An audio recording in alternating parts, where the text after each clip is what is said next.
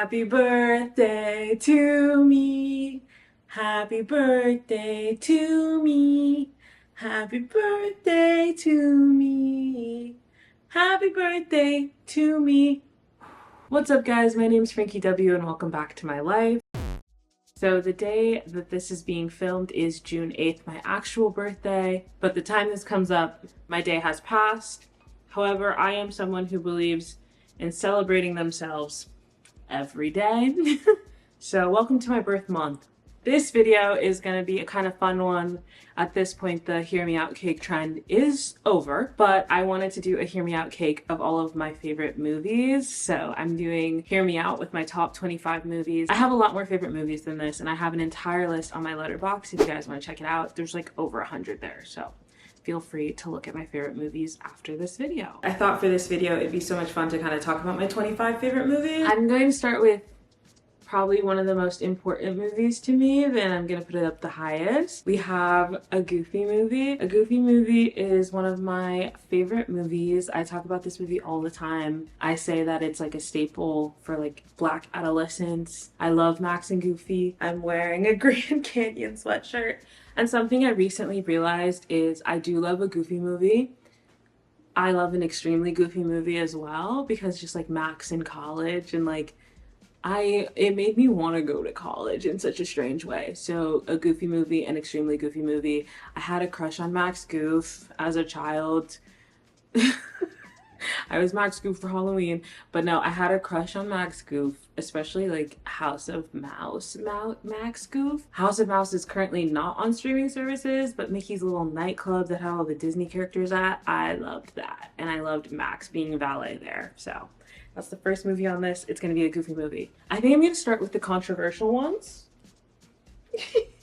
So next one I'm going to give you is Speed Racer. I have such a fond memory of this movie anyway. I remember vividly seeing this movie in theaters with both my brothers. My older brother has passed away, but my older brother does not like to go to movies with me and my brother because he says we talk too much, which as a child, I can see how that was an issue. I do not talk in movies anymore.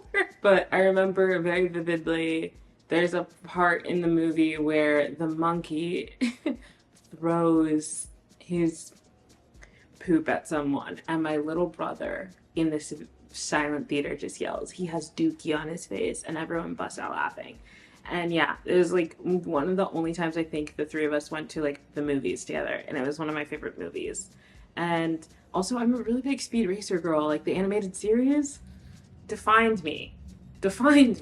All these movies came out before 2020, by the way. And if there were any that came out after 2020, I would do like an honorable mention. I do have a list of movies we can talk about after. Okay, next controversial pick. I'm going with Josie and the Pussycats. Oh my goodness. This movie especially feels like kind of relevant today with the commentary on messaging and hidden messages in pop music, the capitalism, the overconsumption of brands, like du jour being in that like Target private jet was so funny to me.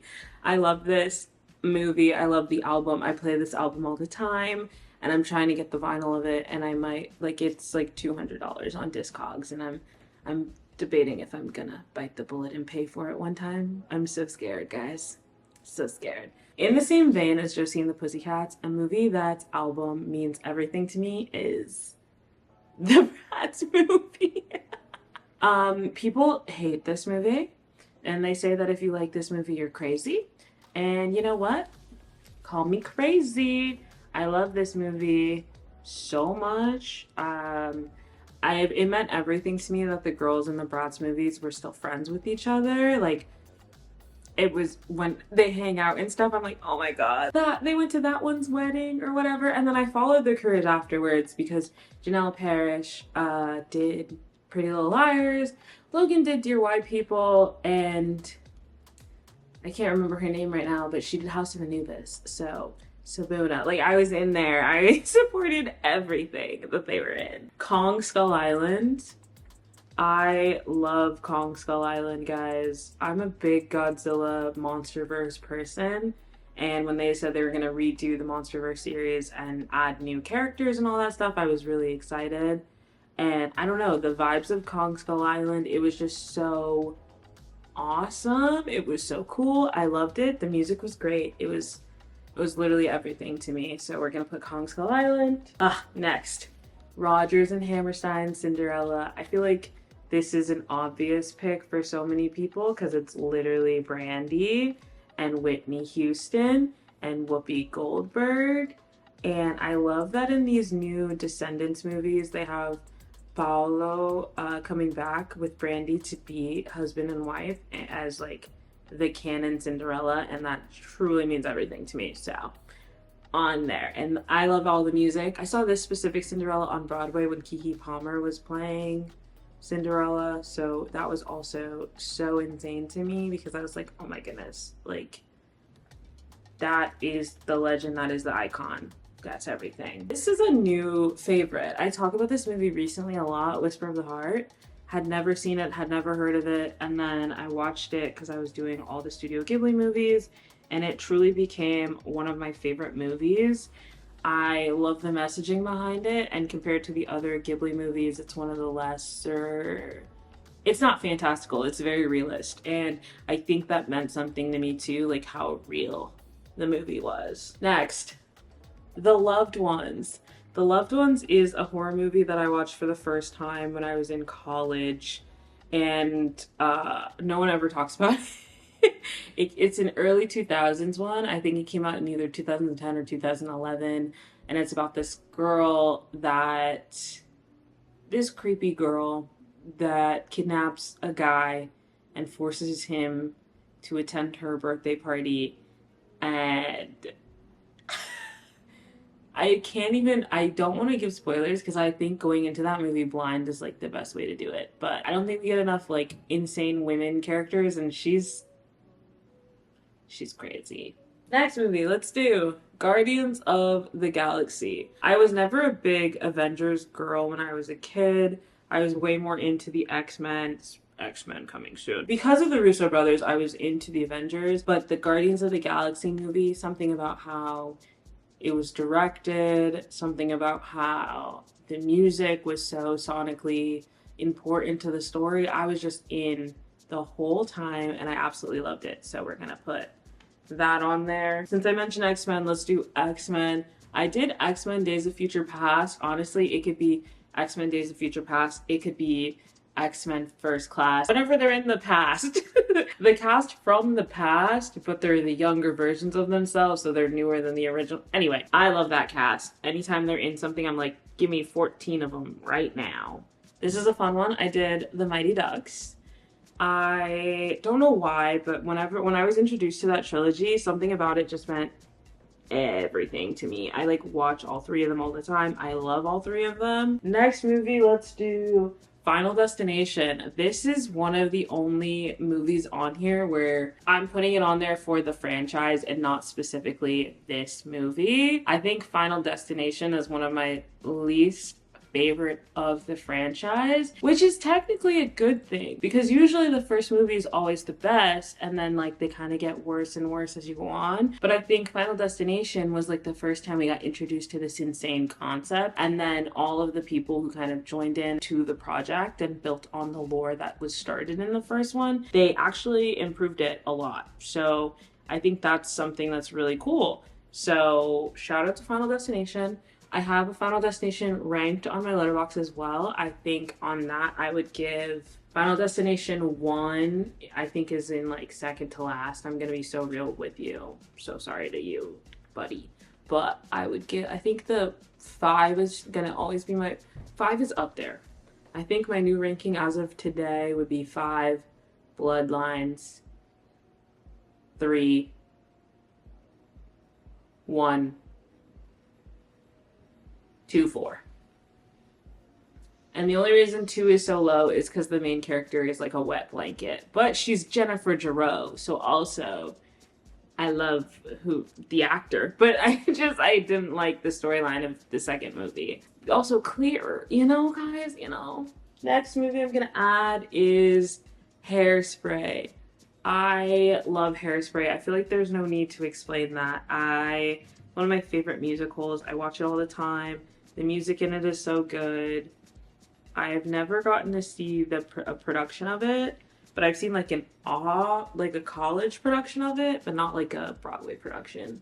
But I love Hairspray, and also it's so funny that Hairspray is having this resurgence with like, hey, it's Nikki Blonsky from Hairspray. Like the fact that Hairspray is getting a resurgence because of Nikki Blonsky doing cameos is not something I could ever predict, and you could ever tell me. But that is what's happening.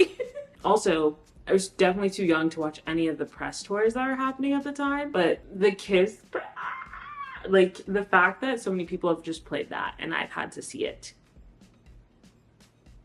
10 things I hate about you. I love this movie. It's just an early 2000s banger of a movie. I think it's so sweet. They don't make movies like that anymore, you know? And I just love everything about it. So I love the sisters. I love the vibes. It's great. I'm like running out of room already. Do I move these back, guys? Guys, the cake is low-key getting melty.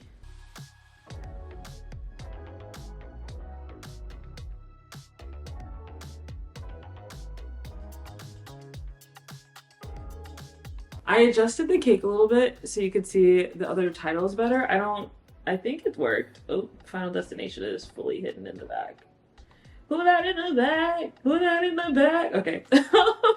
Next movie that we're going to talk about is Emperor's New Groove. There are so many Disney movies that I absolutely adore, and I wanted to be fair and not put a bunch of them on here.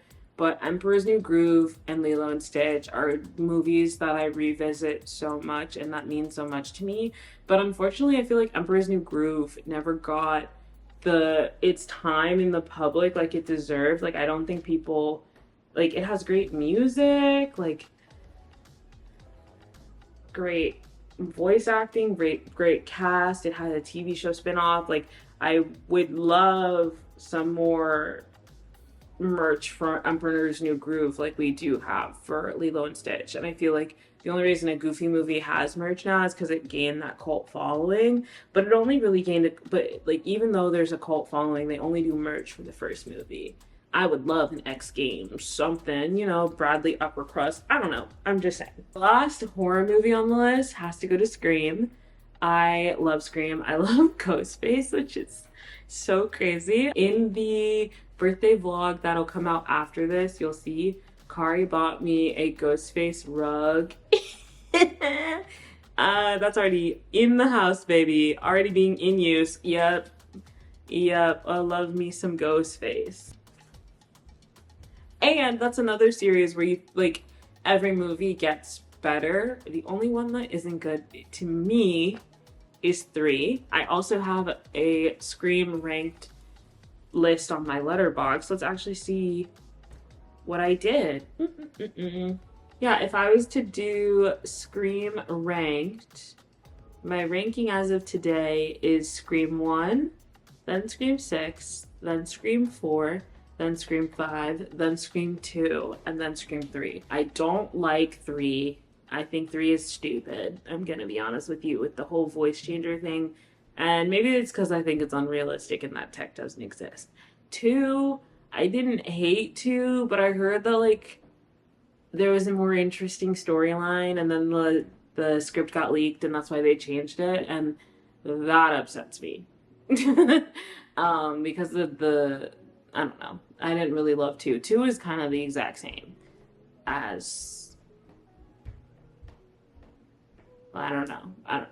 And yeah, I don't know if I'm, obviously because of how Melissa Barrera was unrightfully terminated from Scream 7, I wasn't as excited for it.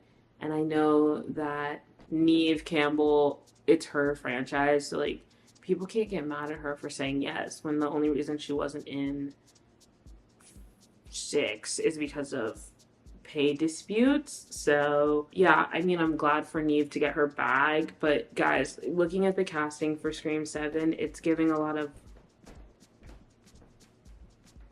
I lied, okay, the twins are gonna be in it, but besides the twins, I don't see any. I'm not seeing my people. You know what I mean? But McKenna Grace can get her bag. I'm very happy for her. Easy one. You can't debate me. I love Spider-Verse. I think everyone loves Spider-Verse. I am so freaking excited for Beyond Spider-Verse, and I want that to happen expeditiously, you know? Next, I'll give one that is going to be a hot take. Power Rangers. This is the 2017 Power Rangers. With Dacre Montgomery, Naomi Scott, Becky G, RJ Seiler, and Udi Lin as the Black Power Ranger. Love the cast, love the movie, deserved more hype. Was really excited for a sequel that never happened because I think they were basing the success and metric of that movie on toy sales. Bad idea. Toy sales should never be the reason you make or don't make something. When a company only values success in the amount of toy sales or the amount of, like, if it can turn into a franchise, that's also really annoying to me, but whatever. Next movie, Holes.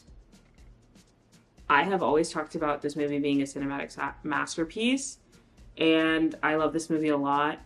I've met Cleo Thomas, and it was literally like, it's truly, because this is one of my favorite movies, it was the most insane thing ever. Now I see him all the time, but like when I met him the first time, losing my mind because I was like, Mom, that's Zero from Holes. Holy crap. This cake looks hilarious. It's a tiny piece of cake. Next one, we're gonna go with Megamind. Megamind came out the same year as Despicable Me, and Despicable Me is the franchise that got the major success and multiple other movies, so I understand why some people don't remember. Like, I was talking to Elizabeth and she could not remember when Megamind came out, and for some reason she didn't know it came out the same year as Despicable Me. And I was like, girl, what? No, it definitely came out the same year as Despicable Me. So, it recently got a sequel, but it was like a straight-to-TV sequel. I haven't watched it. I think it's an amazing standalone movie. I don't know. I really like Megamind. Dead Poet Society. Whoa, what a movie to make me sad and cry. I love Robin Williams. I think he does an amazing job in this movie. I love just all the actors and the camaraderie that it seems like that set had. So that's a plus to that. I love that movie. I remember the first time I watched it, I was like, and I've watched it all the time. I have the book. I would love to read it. Obviously, I've seen the movie first, so like it's not going to be too different, I don't think, but would love to read it. I keep plugging my Letterboxd. Follow me on Letterboxd. I have a Letterboxd list that is literally it's a list called For the Girls That Get It. This is a girl movie. I got Cassie to watch it with me. It's such a girl movie. I love Birds of Prey so much. I get it. Some characters are not how they are in the comics, so I can see why people would be upset about the changes, but really good movie. Liked it a lot. I would recommend. We have 3 more movies, guys. We're almost at 25. I also haven't been doing this in order. There's no number 1 and there's no number 25. These are all just movies I really like that some of them I know other people don't like. One of those being White House Down with Jamie Foxx and Channing Tatum. Everyone says that, you know, Olympus Has Fallen is the better movie, and that's why it got a trilogy. White House Down, it has a place in my heart, man. Can't tell me otherwise. I really like White House Down. Joey King, that's where I was introduced to her and Channing Tatum. Speaking of Jamie Foxx, this movie, Baby Driver, is another movie that I absolutely love, and I especially love because of the sound design. I think it's like a masterclass in sound editing, and that's one of the reasons I love it so much, like the action, the match cuts, and all that.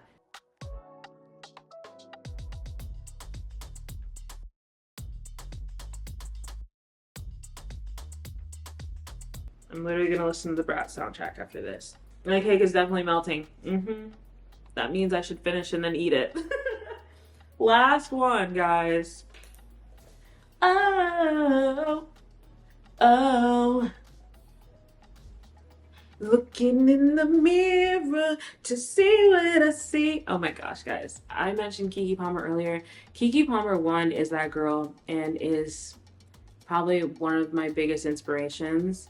But also, and I say that, like, I know people would be like, she's not that much older than me, but like, watching True Jackson VP as a child, like, truly changed the course of my life. And I, like, wanted to be in the arts and be a fashion designer because of her. Then seeing her on Broadway for Rodgers and Hammerstein's Cinderella, Keke Palmer can literally do no wrong in my eyes. And so this movie, Rags, is a gender-swapped Cinderella story. It came out the same exact year as Let It Shine, and it came out the same night. And I remember it was like debating on which channel to flip to, and then in the commercial breaks, you would watch one or the other. This is the only movie I've ever bought on iTunes because they don't sell DVDs of this. And I love this movie so much. I love Max Schneider. He just goes by Max, but like, I love Max. I love Keke. It's great. I'm gonna put it, oh my gosh, is it going right up front? Oh no, now I have to adjust everything behind it. But yeah, I think everyone should watch Rags. I know it's like, I don't know if it holds up. And also, I fully forgot until I'm talking about it that Drake Bell is the fairy godfather in it. But like, ignore that. Okay, guys, this is my Hear Me Out cake. I think it went amazing. Thank you so much for watching and spending my birthday with me. I had a great day. If you can't notice, I also have a new accessory. That'll be in the birthday vlog as well. But I had so much fun this weekend. I had so many people over. I feel so loved. I got some really fun presents and some really sweet cards. And everyone has just been so amazing. And I feel so loved and cherished. And I thought I would just share some of that love this way. But thank you guys so much for watching. I hope you have an amazing rest of your day. That's it. That's all for me.